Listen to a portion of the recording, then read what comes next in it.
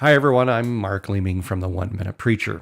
Now, in my youth, I had dedicated my life to following Christ, and for the most part, I was fairly serious. Yet it was in my late 20s and early 30s when I went through a long period of seriously questioning and doubting my Christian faith, which ultimately resulted in me ditching God altogether and briefly becoming an atheist in my mid 30s. Good for you. It sounds like you became a critical thinker at some point. Now, when people find this out about me, they're generally interested in, well, how did that happen? Why would I become an atheist? And yet, a few people, I think, ask a more interesting question: what made me come back? And my response is quite simple. I began to question atheism with the same intensity and passion as I had with my Christian faith. So, you began to doubt your doubt in God? Please continue.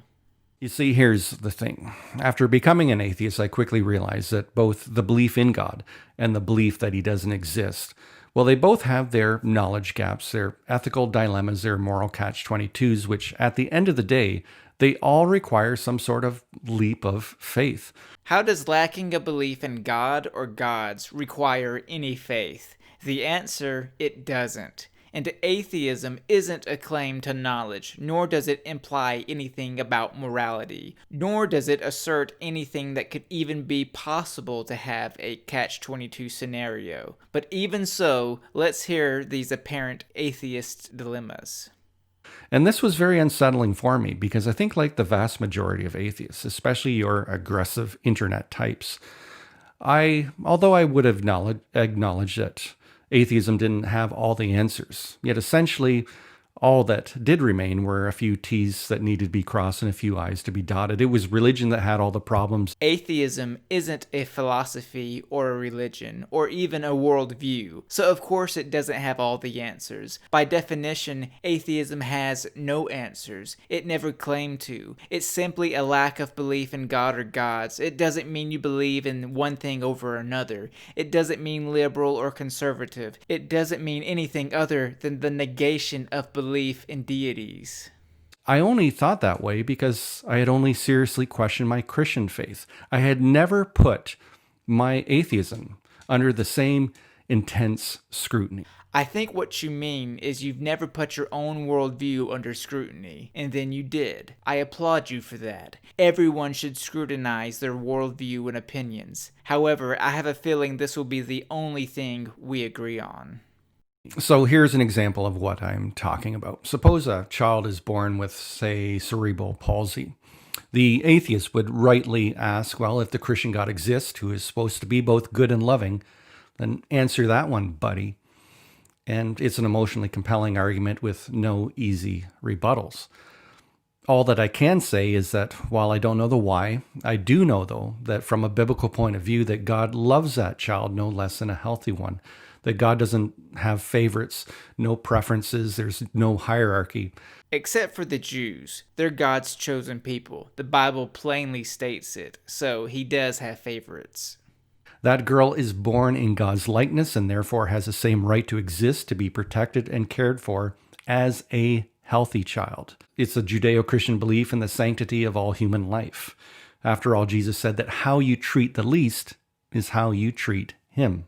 The child is born in the image of God, huh? You're referring to the God of the Bible, right? You know, the God that, according to your own Bible, drowned every man, woman, and child in a flood, commands the genital mutilation of baby boys, destroyed whole cities and peoples due to jealousy, and the same God that is going to cast every single person who doesn't love him into a lake of fire. I hope no innocent child is made in the image of such a monster. It's a good thing he's a work of fiction. Now, obviously, many would consider that not to be a very satisfactory response. It doesn't answer what we would consider to be the most important question of why. As a result, many simply leave it at that and assume that atheism is a better alternative. However, you can't be intellectually honest and leave it at that. Because the suffering child, it's just not a moral dilemma for the Christian. I would argue that it's even more so for the atheist. The child is born of sinners and will also be considered a sinner at the arbitrary age of accountability. So, the child deserves to burn in hell along with most of the world according to the Bible. So, of course, it's not a moral dilemma for the Christian. For if the burden of proof is upon the Christian to prove that God can still exist in spite of the suffering child, then the burden of proof is upon the atheist to prove that that child has a right to exist, even if God doesn't exist. That made no sense whatsoever. Please explain. Here's what I mean. If nature is all that there is, then what should become of that genetically defective child? How does nature treat genetically defective offspring? Does that child have the same right to exist, to be protected and cared for as a healthy child? Like Jesus, does Mother Nature say that how you treat the most vulnerable is how you treat her? Clearly, this isn't the case in the natural world. Nature operates on a completely different value system.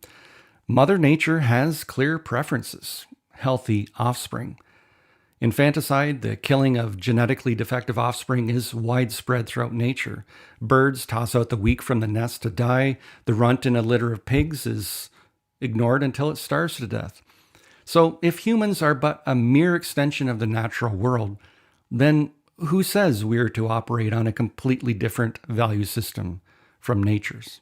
You talk about nature in a negative light, but aren't you the one who believes that your all-knowing, all-loving, never-failing God is the one who made nature and all of its attributes? If anyone has to justify anything here, it's you Christians. I think it's ironic to hear you imply nature is evil when it was your God who supposedly made it in the first place. Well, as I said at the beginning of this video, both the belief in God and the belief that he doesn't exist have their moral catch-22s, which, at the end of the day, require some sort of leap of faith. You are 100% wrong, and you have proved nothing. You haven't given me anything to consider, nothing to reflect on, nothing but nonsense. But I leave you with this question: how can an all-perfect creator create an imperfect creation? Or how can an all-perfect creator create a creation that has a desire to be less than perfect?